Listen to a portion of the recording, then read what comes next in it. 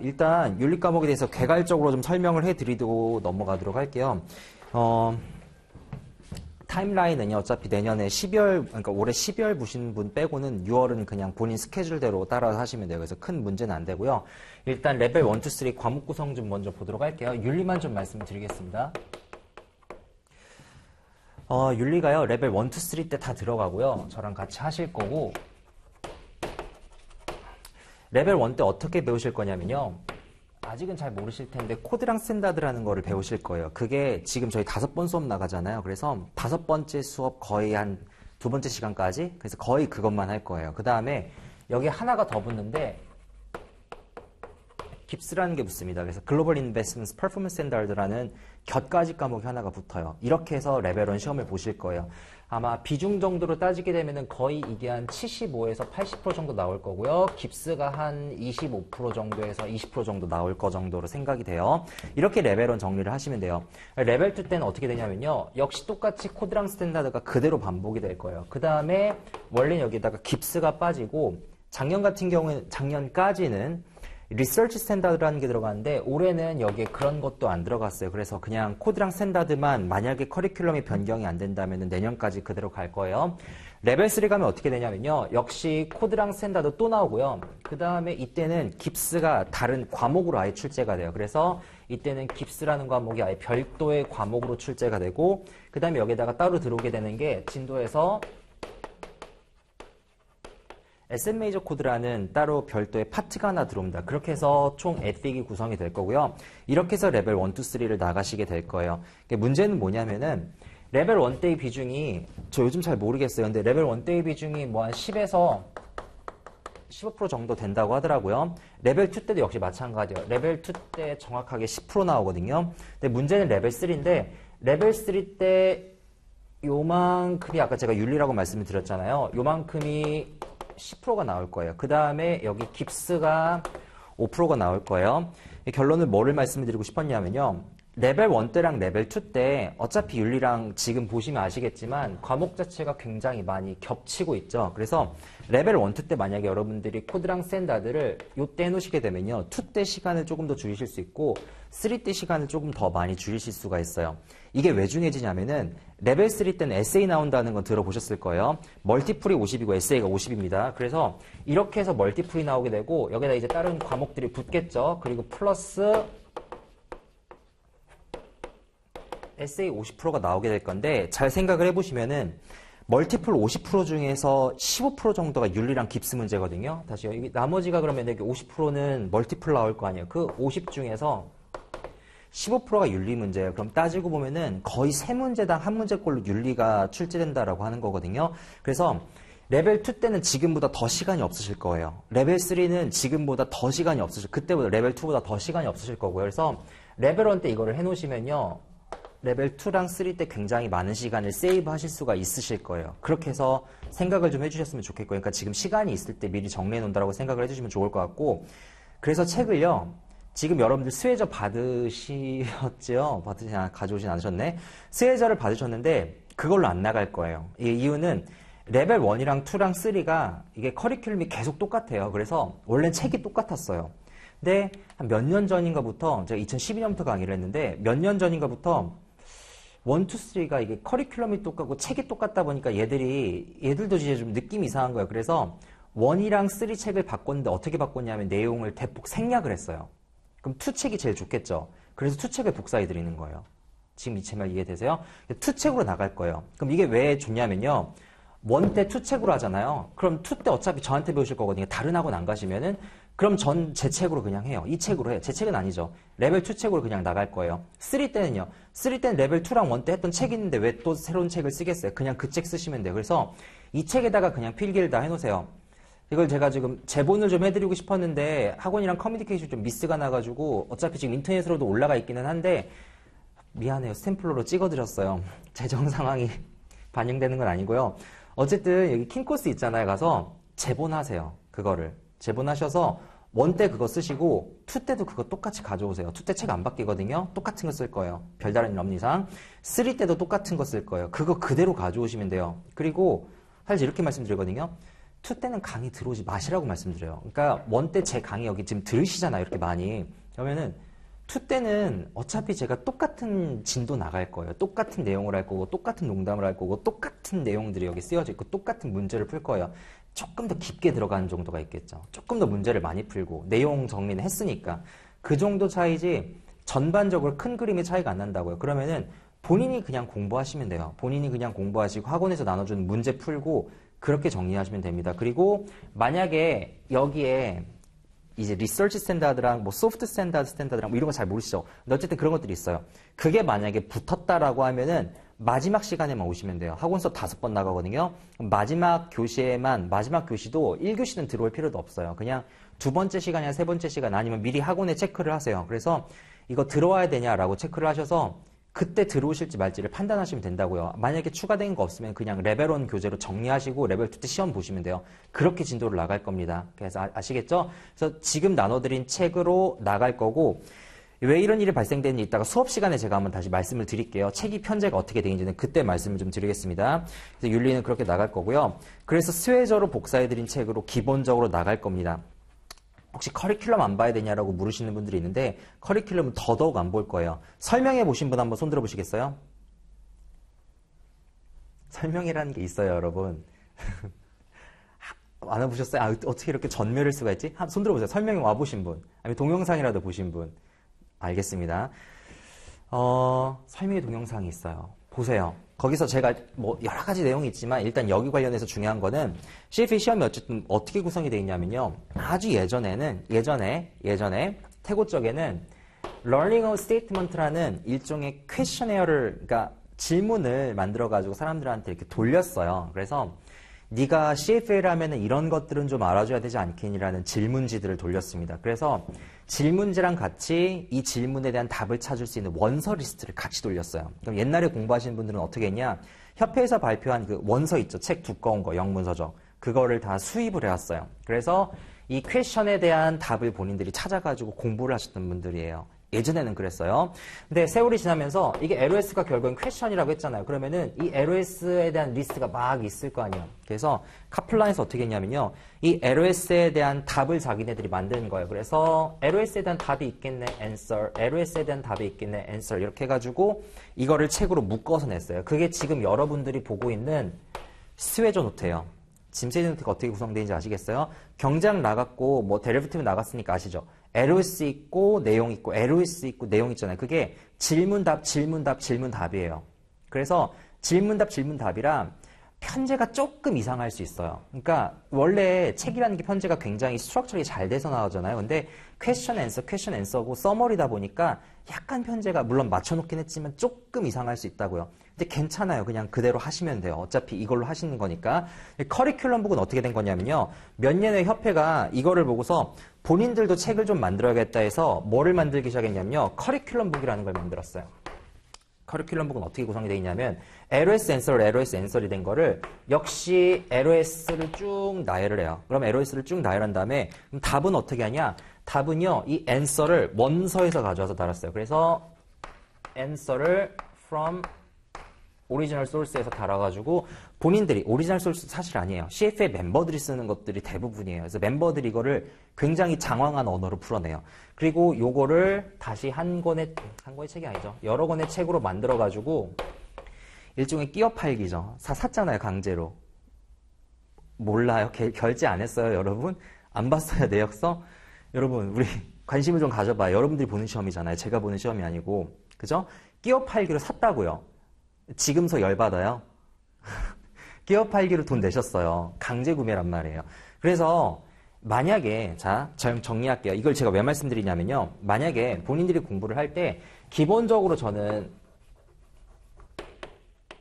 스웨저로 보시는 거를 강권합니다. 왜냐하면 내용이 짧아요. 정리되어 있고 서머리되어 있잖아요. 그러니까 이걸로 보여도 충분하단 말이에요. 근데 만약에 레벨 2나 레벨 3로 갔을 때 이걸로 다 정리가 안 되는 순간이 있을 거란 말이에요. 그럼 뭘 봐야 되냐? 그때는 이거를 볼 수 있겠죠. 원서잖아요. 참고용이지 이걸로 공부하는 게 아니란 말이에요. 그럼 일단 기본 서적은 이걸로 가는 거예요. 그래서 그걸로 갈 거예요. 스웨저로 나갈 겁니다. 그 다음에 공부법 관련해가지고 좀 말씀을 드릴게요. 윤리는요. 여러분 스터디 구성 안 했어요? 아니, 아직 서로 몰라요? 안 친해요, 별로? 원래 이렇게 서먹서먹 했어요, 계속? 세 과목 나갈 동안?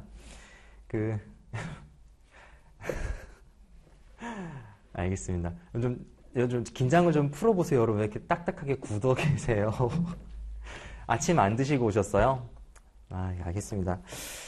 공포 관련해서 말씀을 드릴게요. 윤리 과목이, 솔직히 이 중에 윤리적이지 않은 사람이 어딨어요? 난 쓰레기다라고 손 들어보세요.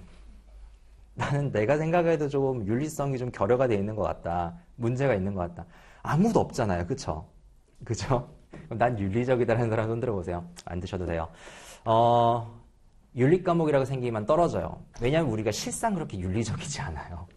시험장 가시게 되면요, 윤리적인 판단을 요구할 거예요. 근데 이게 사실 윤리적인 판단이 아니라 법규적인 판단인 게 굉장히 많아요. 그래서 법규 과목이라고 생각을 하고 들어가셔야 돼요. 그럼 법을 공부할 때는 어떻게 하겠어요? 자, 윤리 공부해요. 그럼 어떻게 해요? 난 내가 윤리적인데 왜 윤리 공부를 하겠어요? 법규 과목을 공부해요. 그럼 어떻게 하셔야 돼요? 법을 일단 암기하셔야 되겠죠. 무슨 법인지 아닌지, 위반인지 아닌지를 판단하셔야 될 거 아니에요. 이제 카운터에 핸드아웃 있어요. 안 받으셨으면 좀 받아오세요. 그래서 일단 암기를 하셔야 되고요. 그 다음에 암기를 한 거를 계속해서 법은 어떻게 해요? 적용하죠. 판례를 공부하잖아요. 판례를 공부하면서 이 법이 어떻게 실제로 적용되는지를 공부하죠.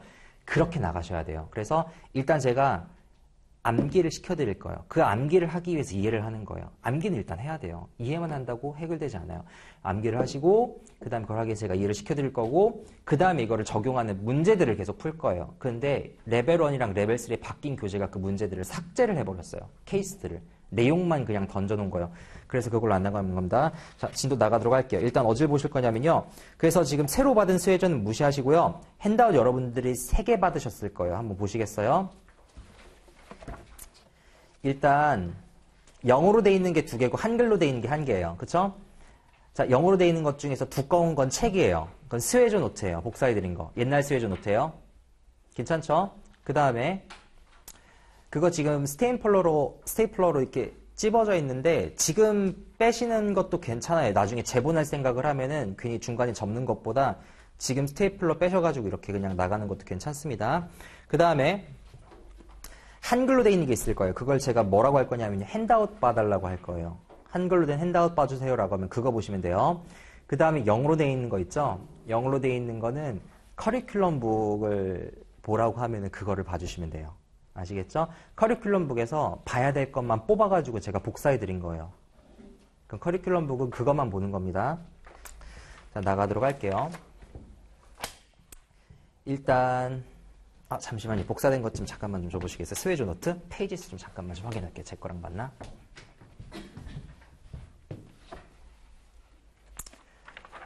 음, 15, 16, 16.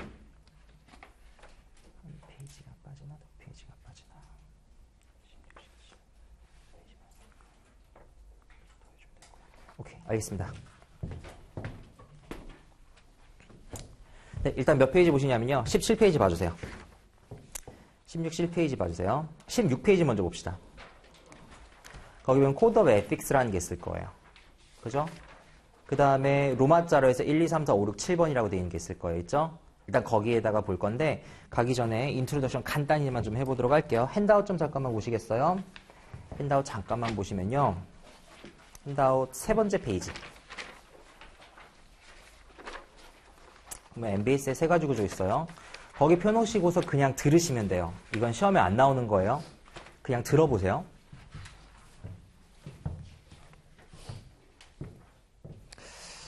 (2011년도에) 미국 증권거래소에서 SEC에서 골드만삭스의 1.0빌리언의 벌금을 때렸어요. 1조 원이에요. 어마어마한 벌금이죠. 당시 기소 내용이 뭐였었냐면은 골드만삭스가 2007년도 8년도에 CDO 상품이라고 들어보셨나요? MBS 들어보셨나요? 상품과 관련해서 불완전 판매를 했다라고 하는 기소 내용이었었어요. 그래서 실제로 벌금을 맞았었어요. 그랬을 때 그 기소 내용을 조금만 좀 보도록 할게요.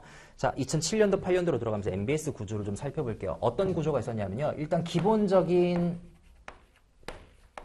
MBS 구조 아주 옛날이죠. 생각을 해보면은 은행이라는 게 2가지 종류가 있어요. 거기 있는 것처럼 커머셜 뱅크랑 그 다음에 여기는 안 나있지만 인베스트먼트 뱅크라는 게 있어요. 일단 첫 번째는 커머셜 뱅크라고 하는 거는 여러분들이 흔히 알고 있는 상업은행. 상업은행이라고 하는 거는 우리가 알고 있는 하나은행, 우리은행, 국민은행 같은 그냥 일반 대중은행을 얘기를 해요. 자, 일반 대중은행이 있고요. 이 대중은행에서, 시중은행에서 우리가 뭘 받냐면요. 대출자들은 대출을 받아요. 그래서 여기에 borrow가 있죠.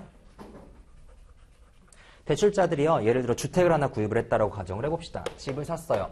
집을 사면은 집을 담보로 해서 뭘 받냐면요, 담보 대출을 받죠. 그래서 borrow들은 그런 커머셜 뱅크한테 돈을 받게 되고요. 그 다음에 이들이 낸 돈을요, 20년, 30년, 40년에 걸쳐가지고 갚게 돼요. 그때 들어가는 돈을 우리가 interest랑 원금을 차근차근 갚게 되겠죠. 그럼 은행 입장에서는 사실 따지고 보면 이건 뭐냐면요, 채권을 가지고 있는 거예요. 30년짜리, 40년짜리 내가 이자랑 원금을 가질 수 있는 장기 채권을 가지고 있는 거고, 차입한 사람 입장에서는 장기 채무를 가지고 있는 게 되겠죠. 그러면은 은행 입장에서 이 하나하나는요, 일종의 상품이 되는 거예요. 이걸 채권 상품이라고 바라볼게요. 모기지 상품이라고.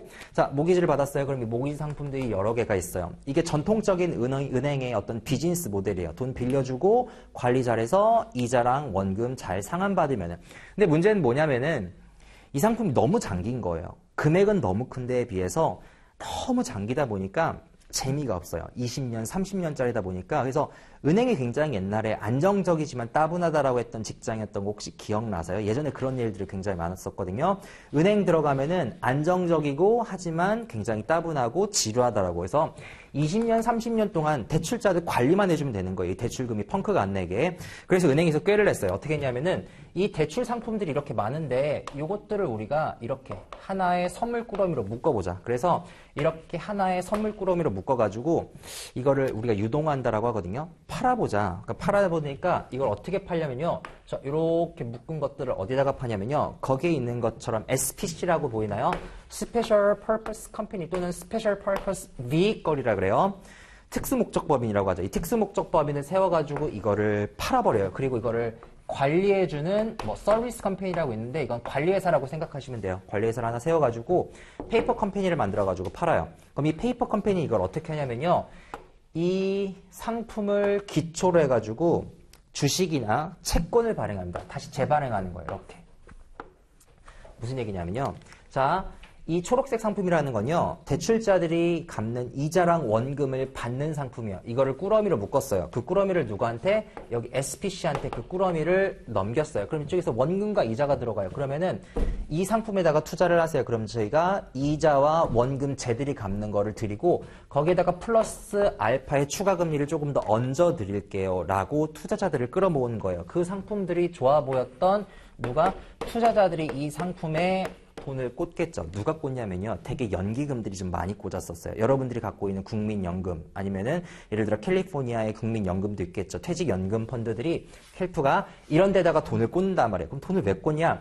사실 연기금이라는 게 굉장히 안정적으로 운영을 장기적으로 해야 되잖아요. 그런데 안정적으로 운영하기 위해서 제일 많이 투자하는 건 채권 상품이에요. 근데 일반적인 국채보다 자, 모기지 안 갚는 사람이 누가 있겠어요? 다 돈은 갚아요. 주택담보대출이잖아요. 안 갚으면 주택이 압류당하는데 주택담보대출은 갚는단 말이에요. 굉장히 안정적인 상품인데 거기다 유동화를 하게 되면서 얘들이 여기에다가 금리까지 더 얹어준단 말이에요. 그러니까 일반적인 시중에 있는 모기지 상품보다 훨씬 더 금리가 높은 거죠. 따라서 여기에 투자를 많이 하게 되는 거예요. 자, 그럼 자금 구조 볼게요.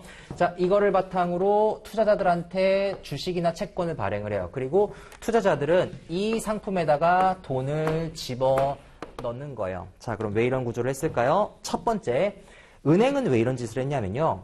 일단 20년, 30년이나 너무 지루한 상품을 떨어버렸어요. 팔았죠? 팔면 뭐가 들어요? 팔면서 얘들이 쏴주는 투자금이 원샷으로 여기 들어오겠죠. 그럼 투자은행 말고 상업은행들은 지금 내가 20년, 30년짜리를 팔아가지고 벌게 된 이 판 매각 대금으로 신규 사업에도 투자할 수 있고 신규 대출을 일으킬 수도 있고 여러 가지 다른 돈벌이를 늘릴 수가 있는 거예요. 원래는 20년을 기다렸어야 되는데 기다릴 필요가 없어진 거죠. 상업은행은 이득을 봤어요. 그 다음에 이 SPC를 누가 조직하느냐? 이 SPC를 지금 여러분들이 알고 있는 증권사, 그걸 인베스트먼트 뱅크라고 하거든요. 투자은행에서 이거를 세워요. 투자은행이 이 상품을 관리를 해주는 거예요. 이렇게 발행하는 과정에서 투자은행은 뭘 받냐면요. 우리 투자은행을 브로커라고 하죠. 수수료를 받아요. 브로커리지 피를 받아요. 그 다음에 여기에 있는 투자기금, 연기금들은 뭘 받아요? 추가적인 금리를 받죠. 이게 기존에 있던 MBS 상품의 아주 기본적인 pass-through security라고 되어 있죠. 모기지 pass-through security, 즉 모기지에 근거를 하고 있는 그리고 그냥 패스through라고 하는 거 이렇게 그냥 통과해 버리는 거예요. 원금과 이자가 여기까지 그냥 들어가 버리는 통과되는 구조를 가지고 있는 거죠. 그게 기본적인 상품이었었어요. 그런데 이 상품의 단점은 뭐냐면은 쟤들이 저기에서 원금과 이자를 갚게 되면요. 자, 원금과 이자가 요렇게 들어와요. 요렇게 동시다발적으로 들어가죠. 즉 여기에 있는 투자자들한테 얘한테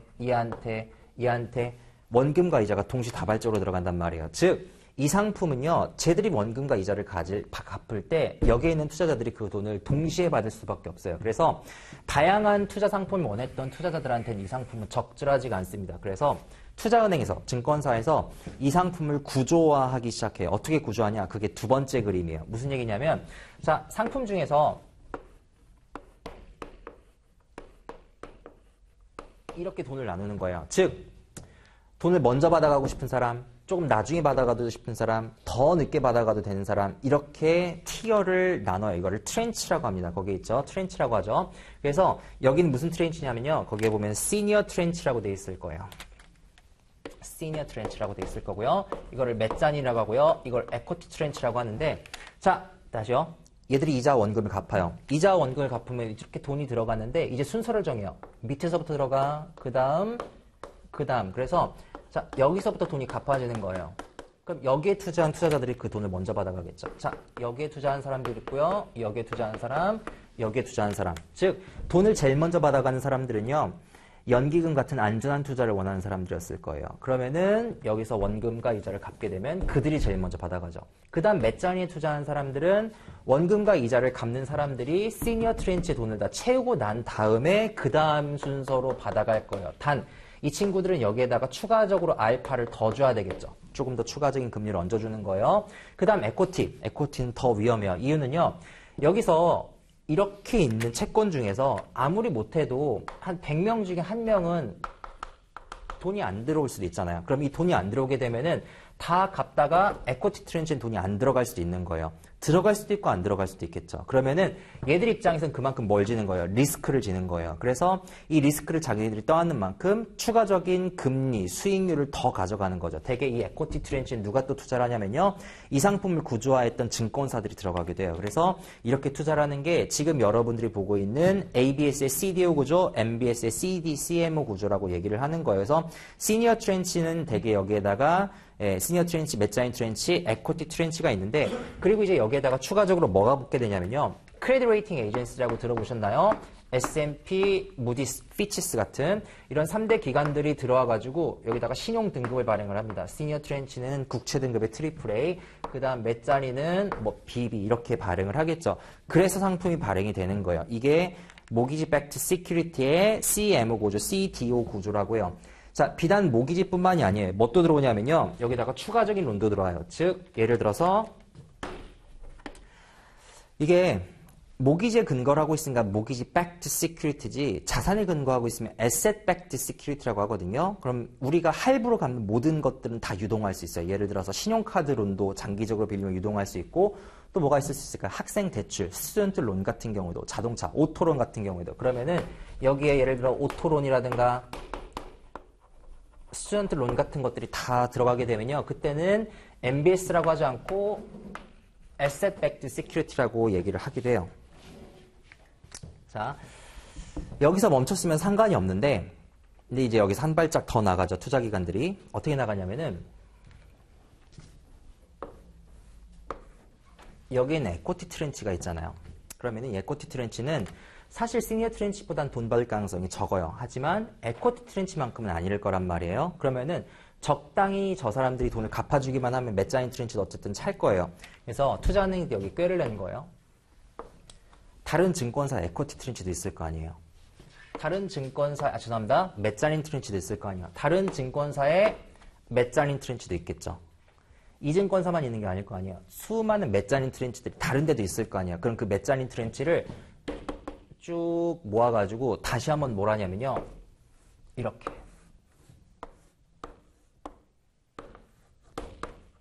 다시 한번 이거를 묶어요. 선물꾸러미로. 맷자린 트렌치만 묶어가지고.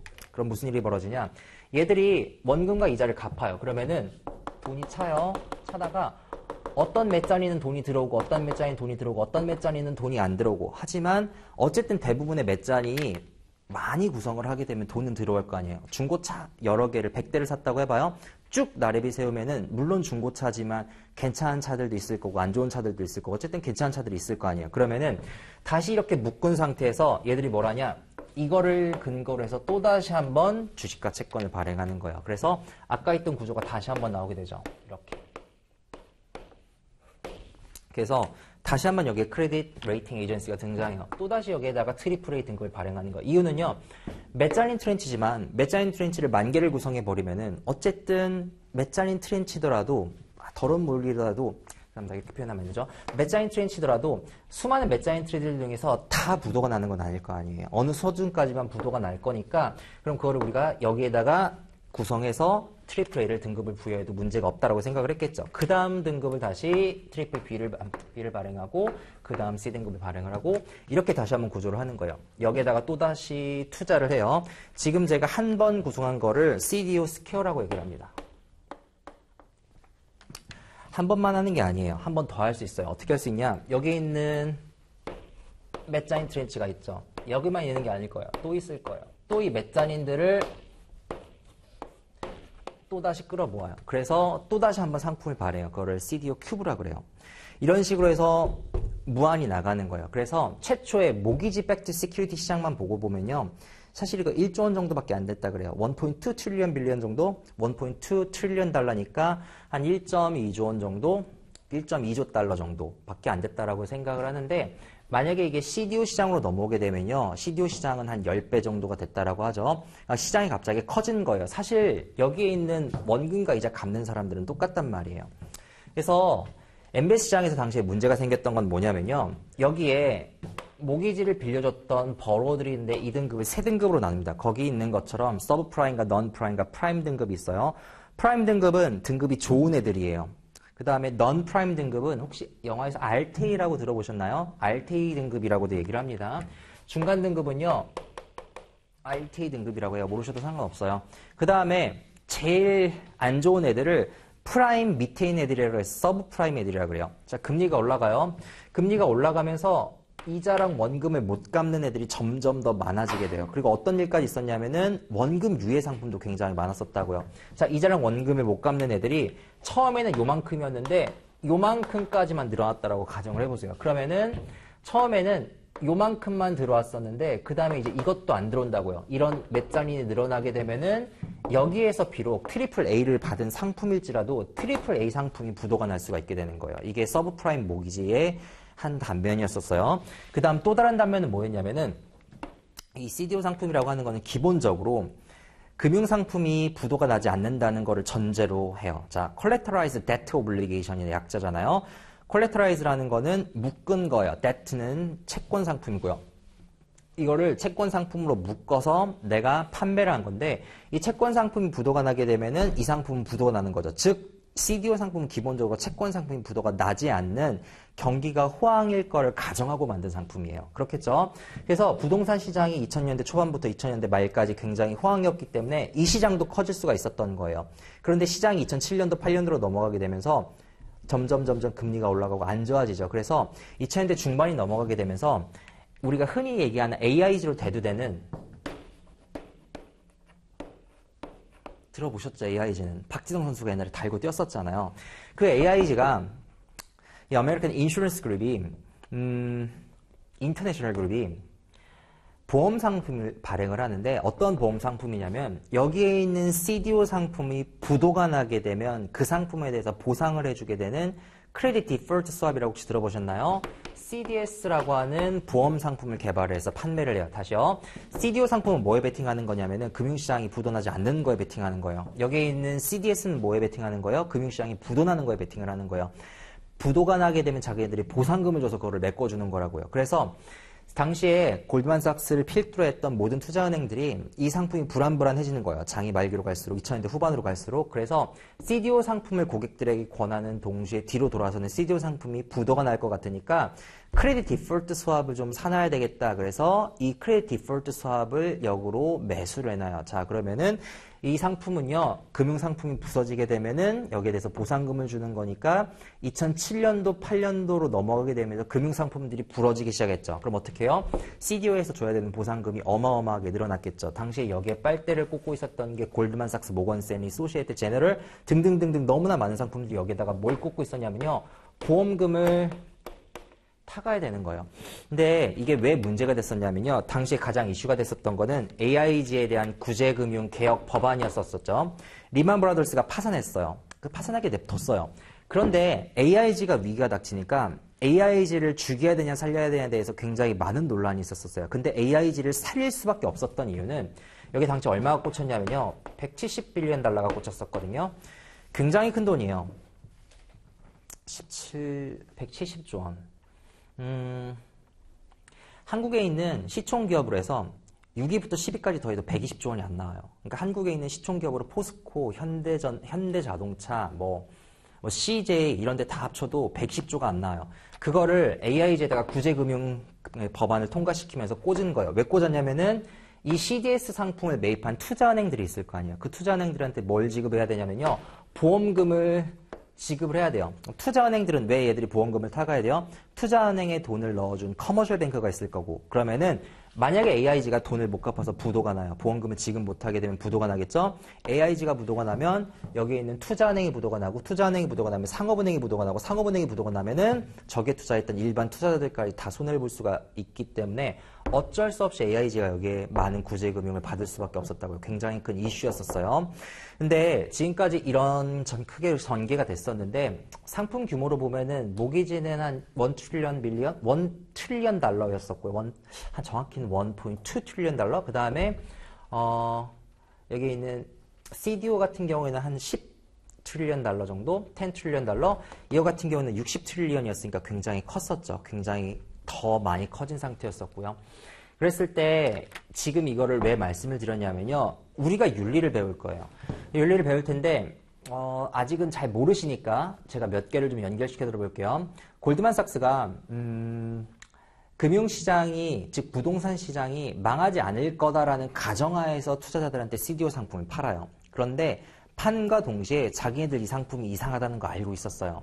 즉 나쁜 상품인데도 불구하고 고객한테 권하고 있었단 말이에요. 이해되셨어요? 그 과정에서 리스크에 대해서 충분히 얘기를 안 했었다고요. 즉 이 상품이 얼마나 위험한 상품인지, 모건스탠리 같은 경우에는 당시에 레버리지를 33배까지 쓰거든요. 이런 상품이 얼마나 위험한 상품인지에 대해서 공시를 안 하는 거 나중에 배우실 거예요. 공시 위반에 대한 의무가 있고요. 그 다음에 이 상품이 쓰레기 상품인 거를 알면서도 고객한테 추천해준 상품, 불안전 판매에 대한 내용도 있을 거고, 또 이 상품이 고객한테는 내가 이 상품을 좋다라고 해서 판매를 했는데 뒤로 돌아서는 내가 이 상품에 반대되는 거래를 체결했단 말이에요. 즉 거래에 있어서의 우선순위에 있어서 고객보다 내가 먼저 이득을 보는 거래에 대한 행위를 취한 거, 이런 것들까지도, 그래서 거래에 있어서의 우선순위를 위반한 것도 여기 위반이 되고요. 공시의무 위반, 고객에 대한 신의 성실에 대한 의무 위반, 그 다음에 고객에 대한 반대 거래를 내가 먼저 취해서 고객보다 먼저 이득을 취한 거에 대한 위반들, 이 모든 것들이 여기다 녹아 들어가 있거든요. 이거를 말씀드리는 이유는 제가 윤리를 배우면서 법규 과목이잖아요. 그래서 이 법규를 그냥 단순히 암기만 하면은 적용이 안 돼요. 계속해서 실제적인 예를 제가 말씀드리고 판례를 계속해서 말씀을 드릴 거예요. 그렇게 해서 조금 더 관심 있게 봐달라는 말씀에서 얘기를 드렸어요. 자, 페이지를 어딜 보실 거냐면요. 17페이지 한번 봐보세요. 거기 보시면은 Standards of Professional Conduct, 거기보다 그 앞장 다시 한번 갑시다. 16페이지 가볼게요. 거기 보면 Code of Ethics라고 되어 있나요? 네, Code of Ethics가 있어요. 동그라미가 빵빵빵빵빵 뚫려 있어요. 근데 그 6개는 절대 여러분들이 앞으로 보실 일 없을 겁니다. 자, 여기 보면요, 코드랑 스탠다드가 있는데 여기에 있는 코드는요, 6개로 구성이 되어 있다고 얘기를 해요. 그런데 이 코드는 사실상 뭐랑 똑같냐면요, 이거는 윤리랑 똑같은 거예요. 근데 그 옆에 스탠다드라고 있죠. 그거는 다음 페이지에 있을 거예요. 17페이지 보시면요, 거기 보면은 로마자로도 1, 2, 3, 4, 5, 6, 7 있고 그 다음에 1A, Professionalism, Knowledge of the Law 막 쭉쭉쭉쭉 있죠. 보여요? 네. 보여요? 못 찾고 계신데? 맞아요? 보여요? 네. 그것들은 행동규정이라고 생각하시면 돼요. 아까 제가 말씀드렸죠. 이 중에서 윤리적이지 않은 사람이 어디 있겠냐고요? 다시 한번 투표를 해볼게요. 난 내가 생각해도 되게 불효자식인 것 같다. 난 내가 생각해도 쓰레기다. 부모님한테 내가 이러면 안 된다. 라는 사람 손 들어보세요. 그 정도까지는 없죠. 제가 판단 기준을 내려볼게요. 적어도 부모님한테 타지에 있으면 일주일에 한 번 정도는 전화 드리는 게 맞는 것 같아요. 그리고 한 달에 한 번 정도는 찾아뵙는 게 좋은 것 같아요. 그리고 수입 중에 적어도 일부는 떼가지고 부모님한테 많은 정도를 용돈으로 드리는 건 굉장히 좋은 행위인 것 같아요. 그런 것들을 잘 지키고 있다라는 분 한번 손 들어보세요. 마음속으로만 드시면 돼요. 자, 지금 뭘 예를 들었냐면요. 가이드라인을 드린 거예요. 일주일에 한 번 전화하세요. 하루에 한 번씩은 연락을 드리세요. 한 달에 한 번씩 뭐 찾아가세요. 용돈은 드리세요. 등등등등 행동 규정을 내리니까 내가 판단이 되잖아요. 아, 이렇게 하면은 되겠구나. 이렇게 하면 안 되겠구나. 뭐를 말씀드리지 알겠어요? 윤리라고 하는 건요. 이건 솔직히 성경에 나온 말씀이에요. 그냥 착하게 살아라. 착하게 한 사람이 어딨어요? 응? 착하게 살아라. 그게 아니에요. 어떻게 해야 착하게 사는지를 규정을 해놔야지 내가 착하는지 안 착하는지를 가려낼 수가 있다고요. 이해되시겠어요? 그래서 이 코드는요. 결론적이게 하면 이건 시험에 낼 수가 없어요. 안 나오겠죠. 이걸 어떻게 내겠어요? 여기에서 대부분의 시험이 날 거예요. 그 스탠다드가 여기에 서머리해 놓은 게 이거라고 생각하시면 돼요. 그래서 15페이지에 있는 코드 오브 에틱스 뭐 동그라미가 빵빵빵빵빵 뚫려 있는데 그건 결론적으로 얘기해서 안 나올 거라는 거예요. 그냥 가볍게 그냥 보시면 돼요. 저는 강사니까 뭐 IC에서 뭐 애우고 있는데 그닥 중요하잖아요. 한번 보세요. Act with integrity. 구결성 있고 정직하고 성실하게 고결하게 행동하래요. 너무 당연한 얘기. Competence, 능력 있고 diligence, 성실하고 respect, 존경받고. 너무 당연한 얘기죠. 두 번째 동그라미. Place the integrity of the investment professions and the interests of clients above their. 고객의 이익을 우선해 주래요. Above their own personal interest. 나의 이익보다. 당연한 내용이죠. 어떻게 하는 게 고객의 이득을 먼저 위해 주는 거냐고요. 모른다고요. 세 번째, use reserved care and exercise independent and professional judgment. 독립적이고 전문가적인 판단과 합리적인 판단을 하래요. 네 번째, practice and encourage others practice in a professional and ethical manner that will reflect credit on them. 성실하고 신뢰성 있게 행동하래요. 당연한 얘기를. 그 다음, promote the integrity and uphold the rules governing capital markets. 자본시장의 법규를 준수하고 그럼 자본시장의 법규가 뭔지 알려줘야죠. 여섯 번째, maintain and improve their professional competence. 능력이 있어야 되는 거죠. 당연한 내용이요. 그래서 안 나올 겁니다. 그럼 다음 가볼게요. 자, 로마자로 1, 2, 3, 4, 5, 6, 7이 있을 거예요. 그걸 좀 봐주세요. 자, 그 로마자 1, 2, 3, 4, 5, 6, 7은요. 앞으로 배우시게 되는 스탠다드를 구조화해 놓은 거예요. 이렇게 제가 구조화를 정리를 할게요. 거기 옆에다가 써놓으셔도 될 것 같아요. 이 정도면. 자, 이 밑에 아주 기본적인 이제 에틱이 깔리는 거예요. 코드 오브 에틱스가 깔려요. 6개 정도가 깔리는 거예요. 인테그리티 행동에 고객을 먼저 위해줘. 그것들이 깔리고 그 다음에 집을 진다고 생각해 보세요. 제일 먼저 뭐가 깔리냐면요. 이렇게 프로페셔널리즘이 깔리는 거예요. 전문가로서 항상 견지해야 되는 4가지의 의무가 있어요. 이 4가지를 이제 그 위에다가 깐다라고 생각하시면 돼요. 그 다음에 여러분들이 자본시장에서 맞닥뜨리게 되는 4가지 섹션에 대해서 기둥을 세울 거예요. 여러분들 어디서 일하죠? 자본시장에서 일하죠. 그래서 자본시장에서 일하니까 자본시장에서 지켜줘야 되는 법규가 있을 거라고요. 그게 로마자 2번이에요. 그 다음 여러분들 누굴 위해서 일해요? 고객을 위해서 일하죠. 그래서 고객을 위해서 일하는 duties to clients가 거기에 깔리게 될 거예요. 그 다음에 네 번째, 누굴 위해서 일해요? 고용주를 위해서 일하죠. 그래서 회사를 위해서 일하는 회사 내에서 지켜야 되는 법규에 대해서 배울 거라고요. 그 다음에 다섯 번째는요. 내가 투자를 분석하고 추천해주고 여기에 대한 액션을 취하는 그 모든 과정에 있어서의 investment analysis, recommendations and action을 하는 과정에서 지켜줘야 될 거. 그 다음 여섯 번째는 이 과정에서 내가 뭐가 발생할 거냐면요. 분명히 이해상충관계가 발생될 거라고요. 여기에서의 이해상충관계, 여기에서의 이해상충관계. 예를 들어 국민연금을 내가 운영하고 있어요. 그럼 국민연금 운영 담당자로서의 역할, 고객과의 관계 이런 것들 모두 다 이해상충될 수가 있겠죠. 그걸 잘못해가지고 지금 문제가 생긴 거 아니겠어요? 고객의 이득을 위해 줘야 된다는데 그 고객이 누군지를 착각한 거죠. 이런 것들. 그 다음에 이제 7번째는요. 그 위에다가 집을 지을 거예요. 어떻게? 7번째. Responsibilities as a supervisor. 관리자로서의 책임. 아, 슈퍼바이저가 아니에요. 죄송해요. 이거 잘못 썼네. 떴네요. 이거 CF members and candidates예요.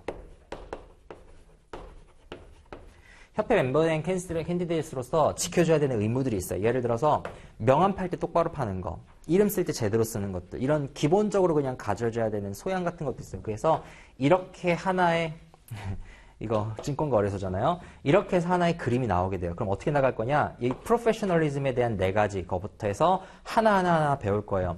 만약에 여러분들이 레벨 1 때 에틱을 조금 더 공부를 하셔야 되겠다라고 생각을 하시는 분이 있으면요. 어떻게 공부하라고 추천을 해드리냐면 여기 프로페셔널리즘에 4개가 있어요. 뭐냐면은 첫 번째는 knowledge of the law가 있고요. 두 번째는 independence and objectivity, 세 번째 misrepresentation, 네 번째 misconduct가 있어요. 여기는 material non-public information, 그 다음에 market manipulation 하지 마라 이런 것들이 있거든요. 그럼 이렇게 앞자만 따가지고 전 외웠어요. 이거는 5개로 구성이 되어 있고요. 이건 3개, 3개, 3개, 2개, 2개, 4개로 구성이 되어 있는데 이건 예를 들어서 로열티, 페어 딜링, 수터빌리티, 그 다음 퍼포먼스 프레젠테이션, 그 다음에 responsibilities, 죄송합니다. 뭐죠? 네. presentation of confidentiality 이렇게 5개로 구성이 되어 있거든요. 제일 처음엔 뭘 했었냐면은 이거 7개를 쫙 나래비를 세우고 앞자만 따가지고 내가 이거를 외울 수 있는지를 한번 봤었어요. 그래서 쭉 공부하기 시작하기 전에 한 번씩 쓰고 시작을 했었어요. 예를 들어서 여기 duties to employer은 고객에 대한 로열티가 있고 additional compensation arrangement가 있을 거고요. responsibility and supervisor 같은 것들이 있을 거고요. 앞자만 따가지고 외웠었다고요. 근데 이거를 외우는 게 왜 중요하냐면은 법규 과목이다 보니까 예를 들어서 나중에 다음 시간 정도에 배우시게 될 텐데 여기 misrepresentation에 뭐가 들어가 있냐면 세부 항목으로 남이 리포트 베끼지 말라라고 하는 신정화 법안이 들어가 있어요. 그러니까 보고서 베끼고 논문 표절하고 하는 거 있죠. 그 논문 표절하는 걸 하지 말라라는 게 들어가 있는데 논문 표절에 대한 걸 plagiarism이라고 얘기를 합니다. plagiarism이 어디에 해당되냐라고 물어봤을 때 1C라고 주어질 수가 있고요. professionalism이라고 주어질 수가 있다고요. 레벨 2, 3로 가게 되면요. 그래서 이 부분에 대해서 본인이 이게 어디에 속하는지를 정확하게 아는 건 사실 굉장히 중요해요. 그리고 처음에 스트럭처링 잡을 때 굉장히 좋습니다. 그래서 공부를 만약에 제대로 하실 거면은 1, 2, 3, 4, 5, 6들 쭉 세워놓고 세부적으로 이게 어디에 들어가는지 정도를 보시면은 돼요. 그 다음에 여기까지 하고요. 일단 7분 정도 쉬었다가 그 다음에 이제 Code of Ethics랑 Standards of Professional Conduct, Standards of Professional Conduct 구체적으로 좀 나가도록 할게요. 7분만 쉬도록 하겠습니다.